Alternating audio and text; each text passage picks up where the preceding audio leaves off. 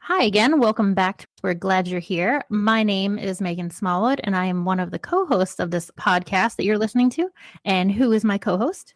My name is Patrick Cadigan. I am the second co-host for P2 transition or post-secondary transition. We are back.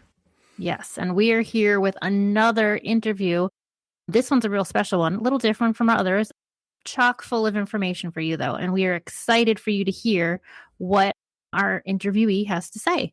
But first, before we get into that, Patrick, do you want to tell our audience a little bit about what post-secondary transition really is? Post-secondary transition. This focuses between the ages of 14 through 21. It seeks to answer the question, what do I want for my child after they leave school? We're looking to help answer that question by asking parents to think long-term, milestones, research, resources, goals. Right. And how do we define long-term? What do you want your child to be doing after the school bus stops coming? Which is different for everybody. It's a completely individualized experience, and we recognize it can be scary. Along with that individuality, it can come loneliness and in some cases a sense of isolation. But there are other families who are going through this, probably at the same time you are. And along the journey, focusing on the milestones. Some of these milestones are built around timeframes, and other cases help determine them.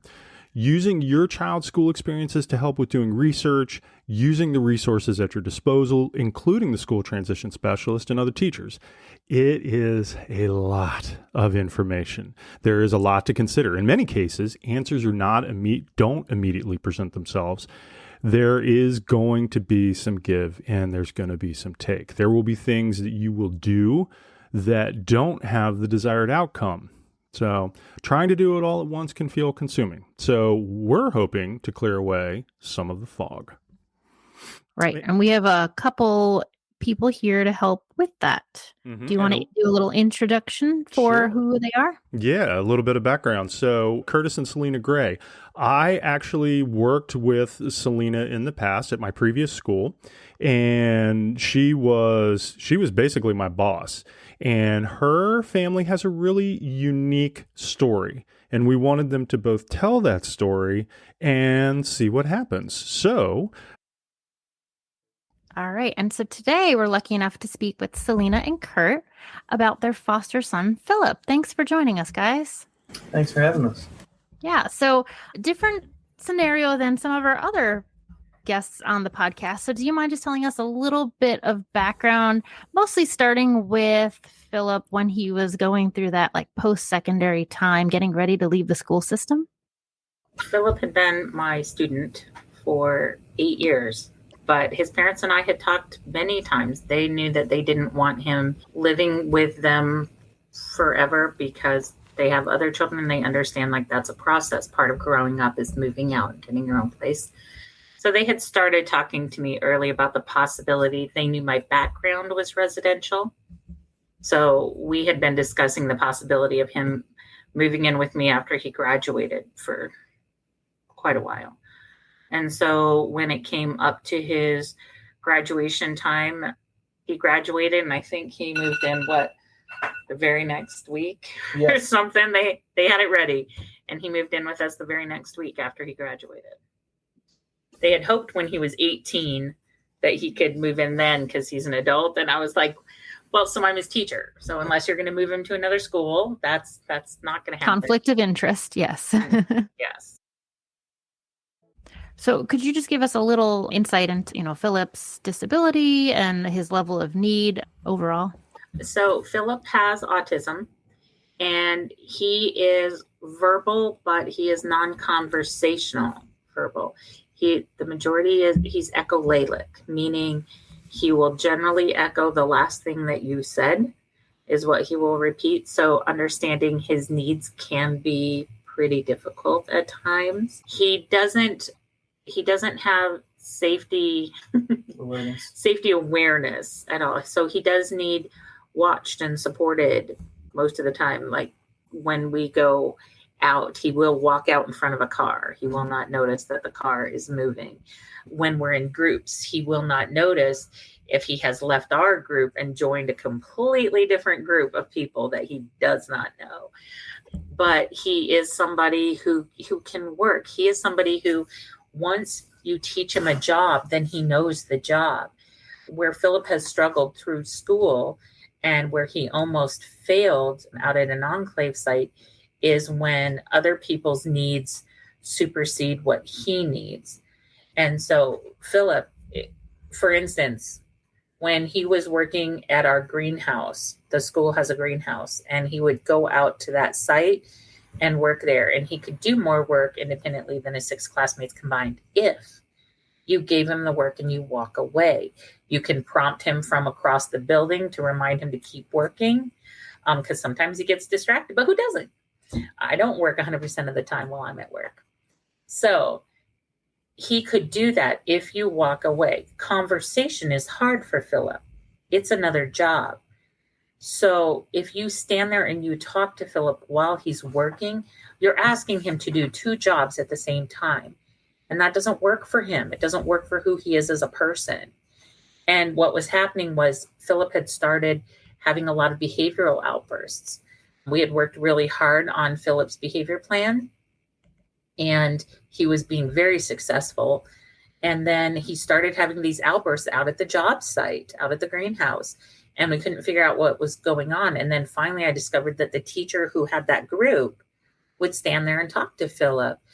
Now, from her perspective, she wasn't being unkind. She wanted to ask him how his day was, let him know. Basically, she wanted to vest emotionally in him, and she wanted him to know that she cared about him and who he was. And so then I talked to the teacher and I said, look, conversation's hard for him. Don't do that to him. It doesn't help him. And she said, well, sometimes it helps. And I was like, no, I've had him for 8 years. It has never helped. Conversation doesn't help. You need to give him the work and walk away. And then she said, well, I don't want to be rude. And I said, it doesn't make him feel special that you're asking about his day or his job. He doesn't feel more loved because you're doing that. And she was like, it's really rude not to do that. And I said, so what I'm hearing from you is that your social comfort is more important than what Philip needs to be successful, because he's about to lose this job site due to his behaviors, which are occurring because you're insisting on social norms that don't work for him. And we ended up adjusting the teacher that was taking it. It's interesting, though, that you say that, because I was recently listening to the All Autism Talk podcast, and in it, the host, Katherine Johnson, was interviewing Russell Lehman. He is a motivational speaker and poet with autism. One of the things that he talked about was the expectation that when he is having a conversation with somebody, as someone who has autism, he is expected to meet them where they are conversationally, as opposed to the other way around. And I just thought that as I'm hearing you talk about this and talking about this experience, like, that made me think about that. Yeah, that's been close to my heart for years. It's been a struggle for years. Well, I've also noticed too, and one of the harder things for me when I started working with him was understanding that he has a 30-second delay in processing. And it wasn't until my kind wife said, you know what, let's just time you for a second. And I'm going to ask you a question, but you can't answer me for 30 more seconds. And it hurt. It hurt because I was not I myself was not making aware to the amount of time that he needs, because I'm just like other people in society. It's like we were moving at a certain pace.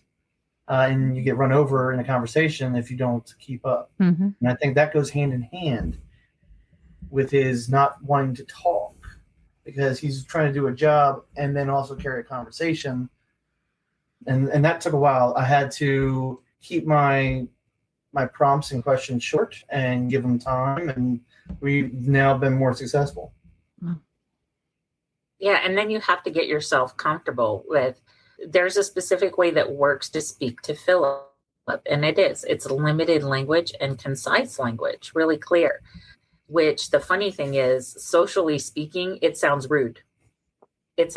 So Joe Average, who's listening to you talk to him, they're like, why are you being so rude? And you're thinking, I'm not. I'm communicating in a way that works for him. That's what he needs. And I'm okay with that. The 30-second delay was funny. And the reason I made him time it is because he, like so many others, it's documented all over. Philip has a 30-second delay, but people will wait 5, maybe 6 seconds, and they think it's been 30, but it's been 5 or 6. And 30 seconds is much longer than people think. It is. But if you can get that timing down, then you know, because as you repeat it to Philip, he would become more elevated. His behavior would become more elevated as you repeat things. And it like resets him every time. I lost track of how many times in the classroom Philip would be bouncing on a therapy ball. And I would say, all right, it's time for us to get ready for buses. Go pack up your backpack. He continues to bounce. Like I said, nothing. And then a solid 30 seconds later, he just stands up like I just spoke and goes and does exactly what I said. If I don't repeat the direction. If I repeat it, he will become more elevated. And then it's like he cannot remember what he's supposed to do. And my perception has always been it's resetting every time I say it. And now he's stuck in what step he's doing. One thing that you had said, Selina, that you had mentioned that the family knew that you were residential. What did you mean by that? For 12 years, I worked in an adult residential facility back home in South Dakota. So that's where I was a supervisor of a group home. It had 8 adult clients in it. And the agency, we had residential, we had supported employment, supported living, enclave. We had job coaching. We had all of it in the agency that I came from. So that was my whole background before I moved here. What did it look like then when Philip moved in with you? I mean, how was that transition, I guess, going from teacher to now he's living with you? We're still waiting for it. He's not wrong. He only sees teacher. He thinks he's on 24/7, like it's school. It's adorable and also pretty comical. He's gotten better, but Kurt's not wrong in that to this day, he still asks permission to go to the bathroom, which he does not have to do. And I say, Bubba, it's your home. Go, you're an adult, go. Which is funny because we have gone to dinner with his father and his stepmother. We've gone to dinner in their home, and there Philip doesn't ask permission to go to the bathroom, and he doesn't ask permission to go snoop in the refrigerator or the kitchen cabinets, but he still does here. We're working on that. So now if he says he's hungry, I'll say, okay, go to the pantry and find something. I just want him to get more comfortable knowing that he can go, but it has been hard. But my thought process is, so now he just turned 30. So he's been with me for 9 years. Well, I was his teacher for 8 years. So, it's a really close timeline. So I think it's going to take more time to unlearn, but it's been an interesting process. I think it's also different too than because dad and mom and family are still involved. So he gets moments of back at dad's house for a week. And so I wonder if cutting it off completely hasn't allowed him to, but I don't think of it as it's definitely not a hindrance. It's just everybody blending together, making it easier for him. It shows that he was well trained at school, I guess. Yes, he was. Kudos to the teachers. Right, exactly. You did your job. Right. So when he exited then, so residential piece was taken care of. What did he do for a meaningful day? So originally he started out in an adult day program. Kurt would take him to his work van. The work van would pick him up in a location, and there were several other clients that would get picked up at that time. He'd go to the day program all day long. We would meet the work van back at 3:00, 3:30. Yeah, just like a school day. Just like a school day. And Curtis would pick him up and then come pick me up, and we'd all go home. At that time, it was very much like he was out of the house that whole time and then comes back to us in the afternoon. Yeah. And that's how it started. And then just out of curiosity, now, how did you guys come to this day program? Were you already familiar with it? Did you have to do some research? Like, how did you find it? And were you involved in the process? Because I know mom and dad are still around. Correct. So I was involved in the process simply because I was his teacher. And so at the time, the way that it worked, when our students were coming close to that transition age, the agencies that they were looking at utilizing, the family was looking at utilizing, they would reach out to us and they'd come in and observe the students in the school. We would go out to the agency and we would check out the agency and the kind of work that they were doing. We would give them tips. So that was my only involvement in that. His parents were the ones who landed on that day program. I was involved only the way that I was for every other student. That's what was my knowledge, was that the schools almost did like field trips for those kids, and the teacher would go, and then they would kind of go through a step-by-step of what the day would be for them, and seeing how they would react and how the teachers could then mold their day-to-day to fit that, what that program would be. Yeah, and I like that there's so much, at least at that point, there was so much involvement between the agency and the school, because I feel like a lot of the agencies have lessened that communication over the years. So hopefully we're getting back to that. Or at least if the parent was to chime in and say, hey, I'd really like for you to come see them, or for them to come see out, just to, like you said, match their day at a day program as to what they're doing in school. Yeah, the truth is, I felt like that was something that was highly beneficial for the students, because the fact is, the students are able to do more than I think people who don't know them would assume of them. And the truth is, our students are no different than anyone else. They're going to do the least they have to get what they want. So if they get with staff who are like, oh, they have special needs, we won't make them work so hard. They're going to be like, yeah, I can't do it, knowing that they can. Prime example. Philip, she, up until I'd say a couple of years ago, could have thought that Philip didn't know how to open up a bag of chips. I looked at her one day, she's just nonchalantly doing it like it was routine. I said, he asked for help. But then I was like, he could do it himself. And sure enough, he goes, boop, and sets it down. So the whole time he was playing her. Yeah. So yeah, they will definitely take the opportunity. But everybody would. So when the agencies would come in and they get to see us working with the students in the classroom, then they have a different visual. They have different assumptions about their competence levels when they get to see them work with us. So it was a shame to see that kind of. Yeah. But also help the teachers. Because then the teachers knew, okay, if this is what you're shooting for, we can make stuff. I remember one of the things she said she had done, or her and someone else here at the school, they had got them ready for like mail office, and getting used to doing that rhythm, so that when they would go into the job, boom, boom, boom, they were already ready, and giving them the most tools. And I know that constant communication, and then even like the portfolios that we've been sending them out with the last few years, I love highlighting the jobs, like pictures and a list of tasks that they're doing. So they go there like, oh yeah, they have been folding pizza boxes. Oh yeah, they can do this, because you're right. They'll go there and be looked at by some staff like they're not going to be able to do that, when here it is. They've been doing that for years. So exactly. And with teachers being able to go out to the agencies, we could see the different kinds of tasks the agencies were doing. So we could create the similar tasks at the school. So it wasn't brand new exposure after post 21, like after graduation. Hi, everything's new. Or even the same kind of work sites. They're going to a food bank. Why can't we find a food pantry? Or if they're helping, Habitat for Humanity, let's find something with construction. That way they got some kind of experience. And I feel like it does make them more marketable for the agencies. Because the agencies can say no, but if they know, they've got the skill set, come on over. Like even in this area around where the school is, there's a lot of farm co-ops. Right. Exactly. And if there was something where they're getting the tools and knowledge how to do the farming and planting and everything else, that just benefits everybody. Exactly. And I feel like we're in a time now where we all still need to be helping each other build back up. And there's so many volunteer opportunities that we need to let our guys try them and see where they succeed. One of the questions that I have as I'm hearing everybody kind of talk about this stuff, did you guys get a choice as to the types of activities that Philip was going to do throughout his day within the day program? So his parents did.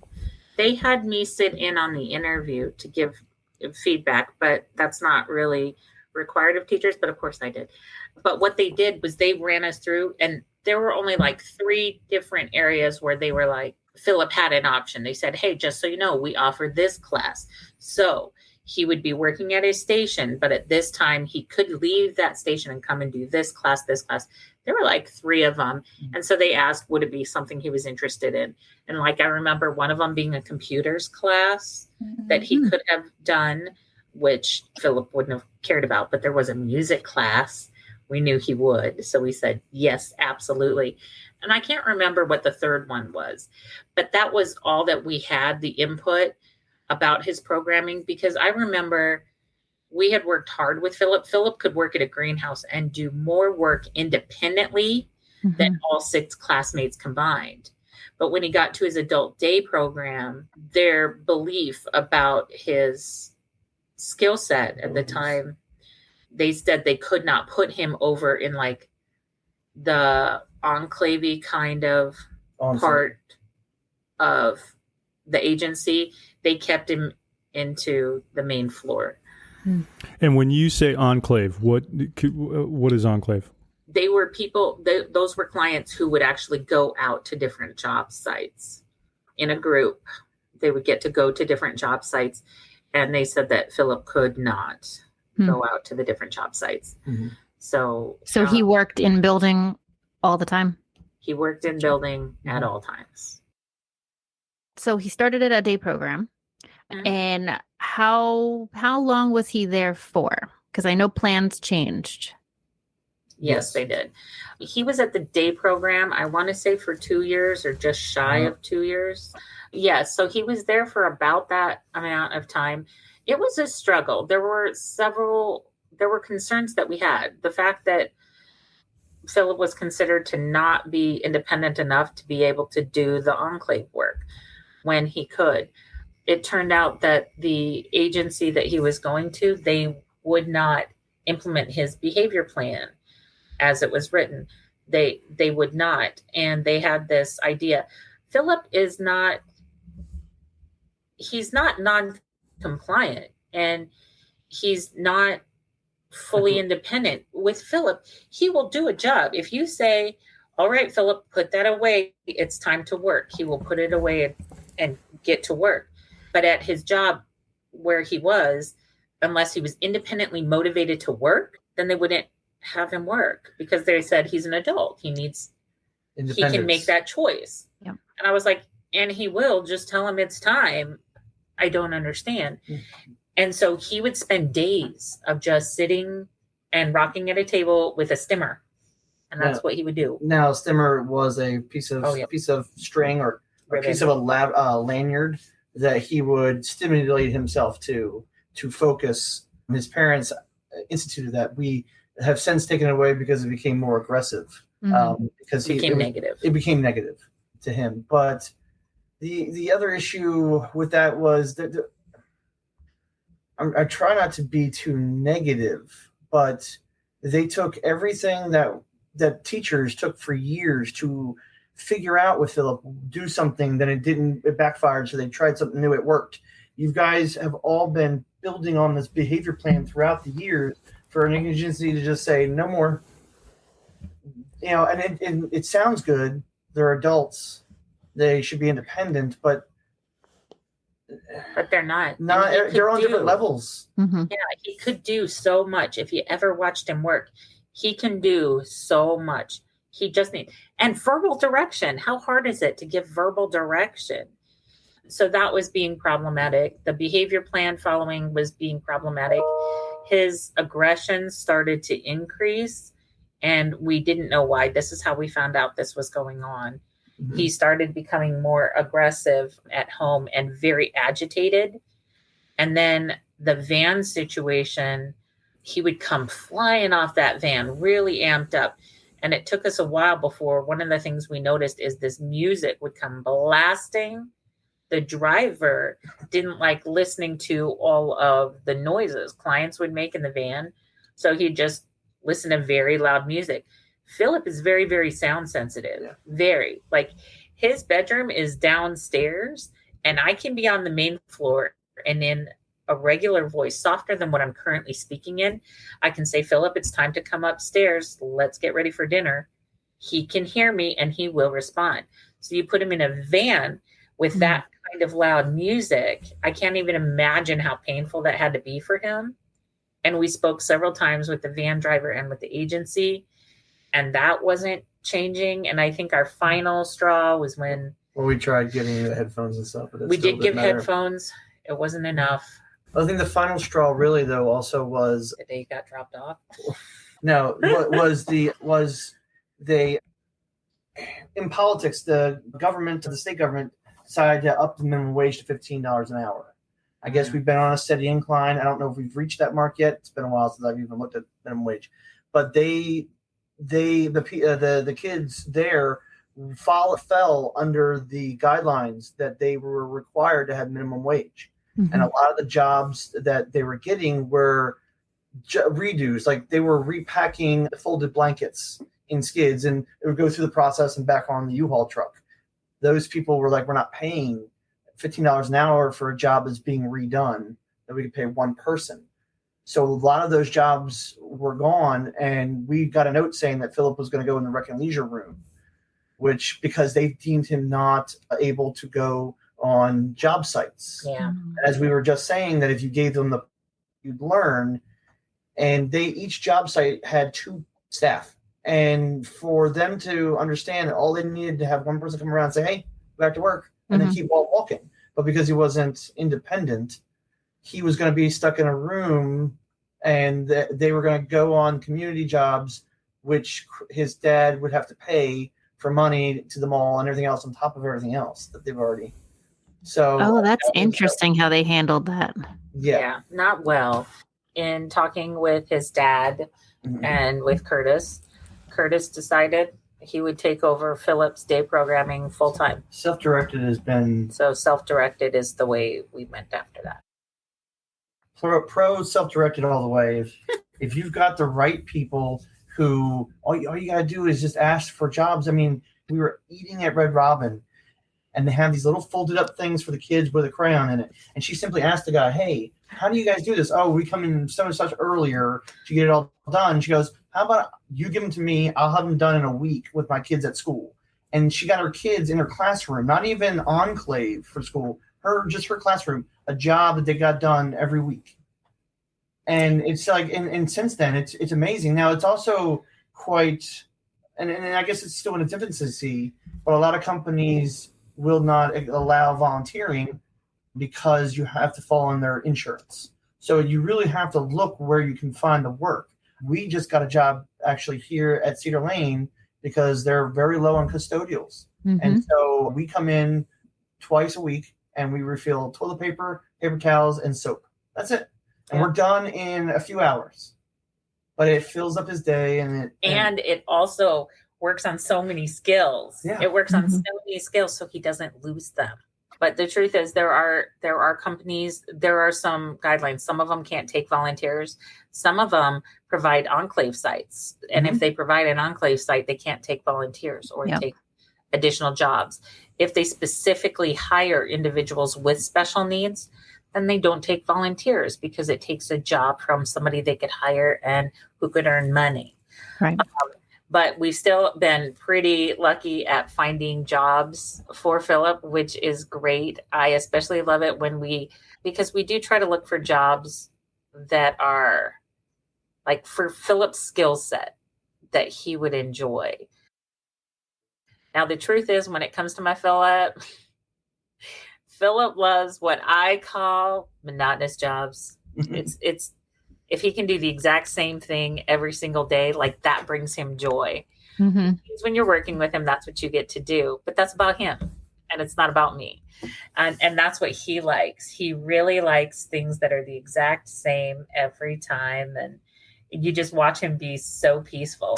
He works out at a horse farm, and watching him work, he's so much more comfortable with those horses than I am. I don't know horse language, so I get nervous. I will also say the horse farm is more for deep pressure frames. There's a lot of lifting, a lot of air work.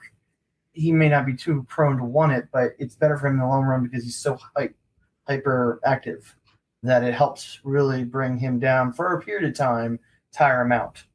And it also works because Philip was exposed to horses, and he had horse therapy as a child. He's very comfortable. He brushes them. He does all of that. And then the most content I've seen him there, he got to clean like the horse saddles with the leather and the straps and all of that.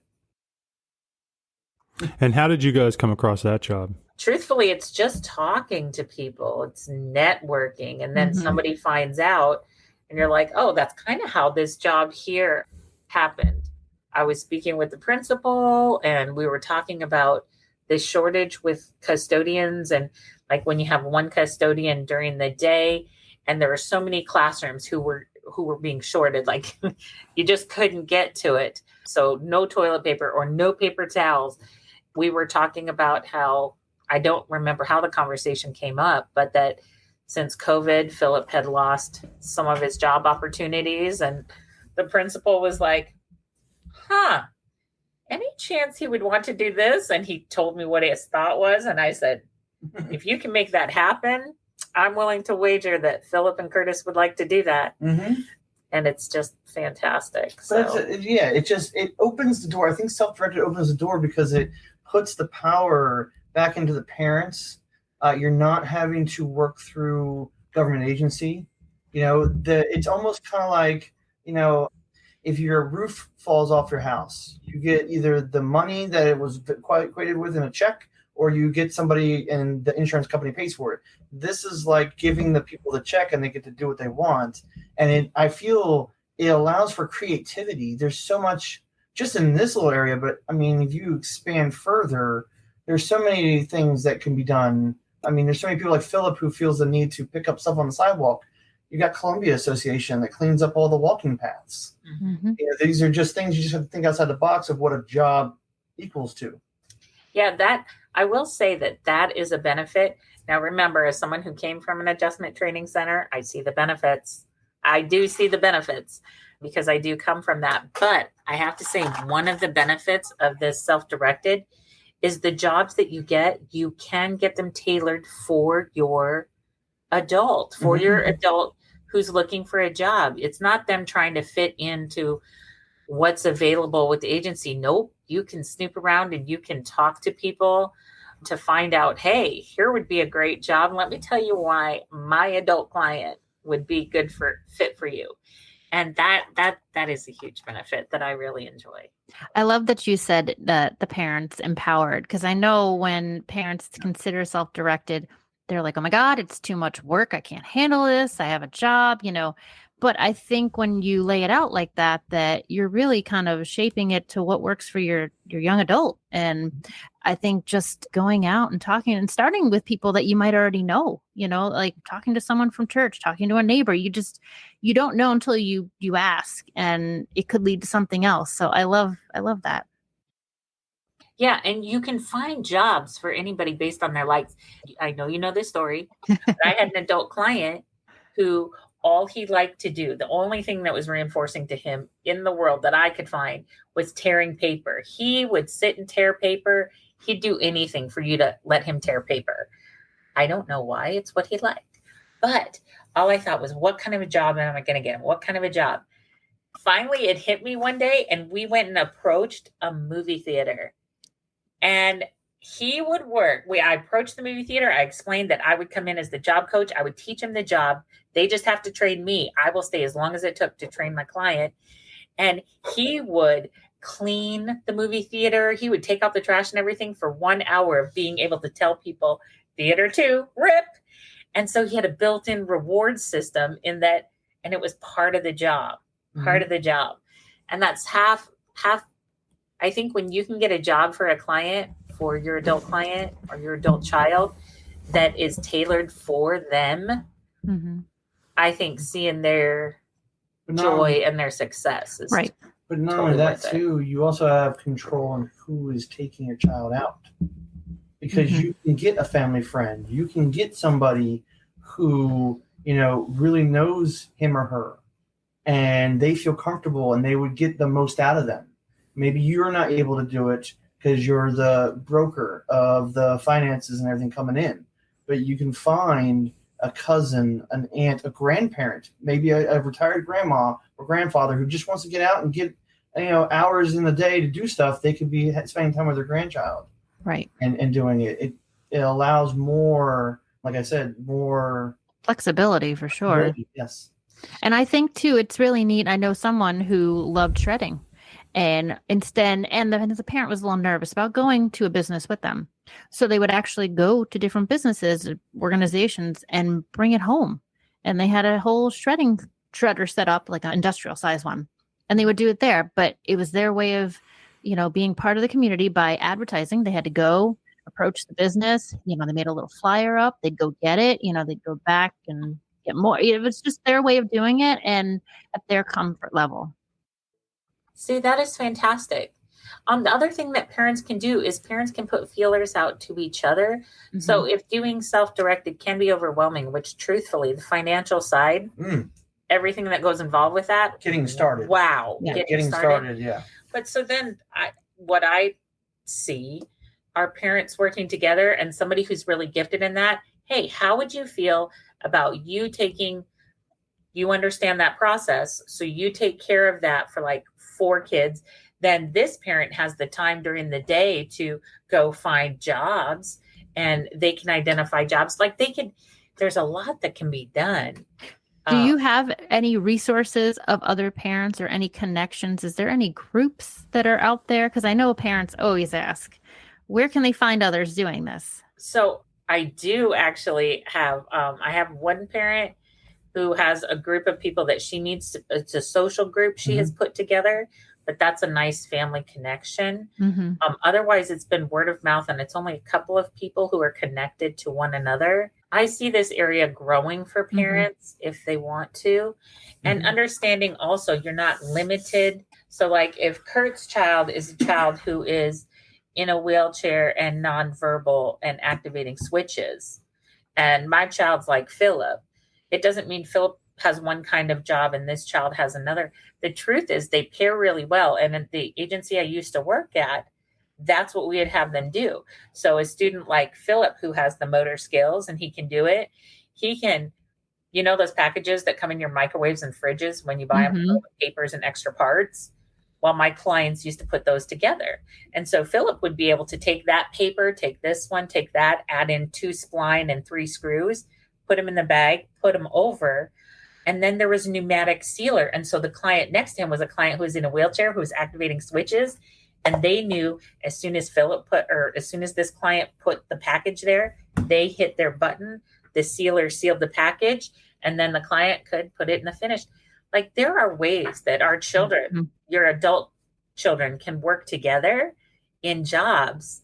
And there are ways that parents can coordinate with each other to make it happen. I think there's all sorts that could be done, and our adult students and adult clients can absolutely be very successful and happy and more independent. I mean, and at the same time too, you could look at, and just snowballing from what you guys are saying, the parents could even get together and buy like a house if you wanted the kids to be put somewhere. So now you're not even having to worry about another organization for housing. If you were to take this whole platform and just kind of fill it in with all the parts. That's true. Yeah.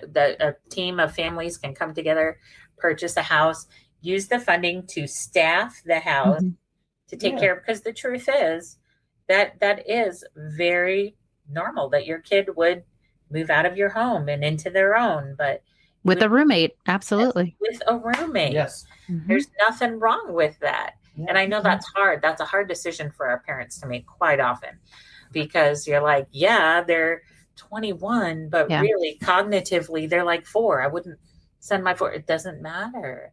Well, and that's why it's so important to start the transition process so early, start thinking of it. And I know a lot of parents, it's scary. I get it. But, thinking about these things and starting to brainstorm and, what would make them happy? What would they like to do?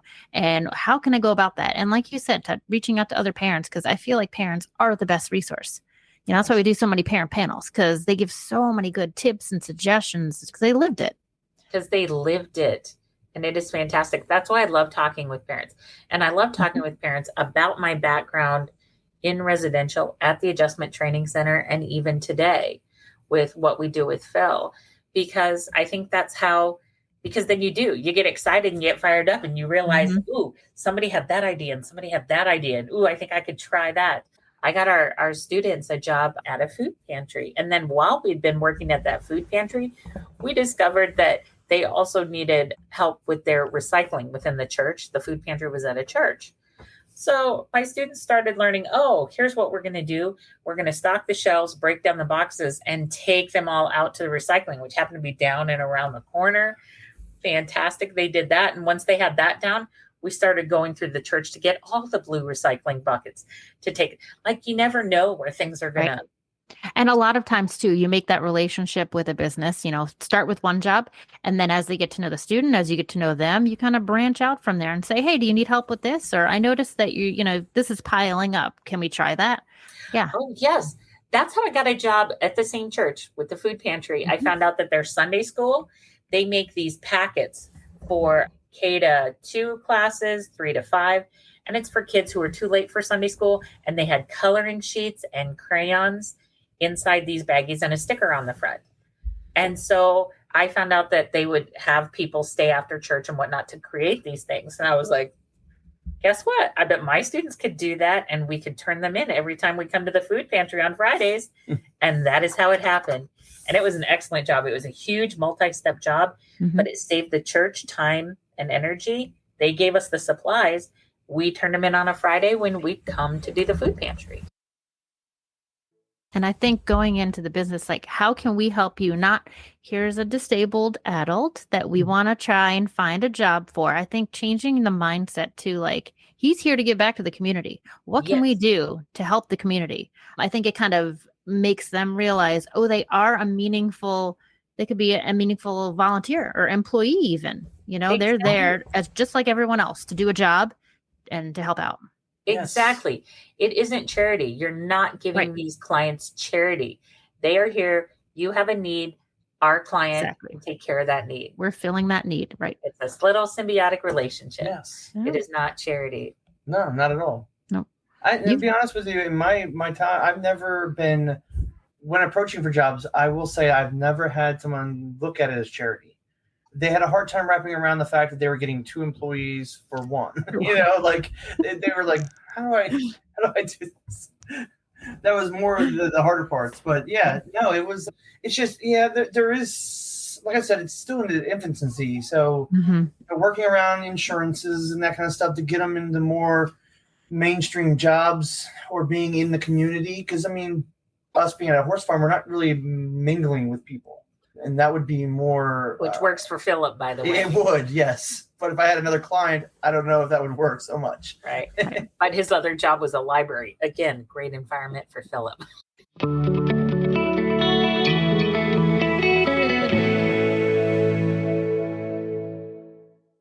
Fantastic. Well, yes, you were right, Meghan, when you said that this was going to be different. That was that was really cool. I enjoyed that. All right. So here we go. So we really appreciate you taking the time to listen to this podcast, but be sure to like and follow the podcast so that you don't miss any of our upcoming ones. And we have some good ones coming along too. Be sure to tell other families about us so that nobody's missing out. And please send us messages. We love that. We do appreciate the feedback, and we plan to incorporate the feedback that we get into upcoming episodes, which we've already done. So yes, absolutely. Feedback, send it to us. We love it. And with that being said, Miss Meghan, we are done with another one. Yep. Have a good one, guys. Thanks for joining us. Thank you so much. Bye-bye.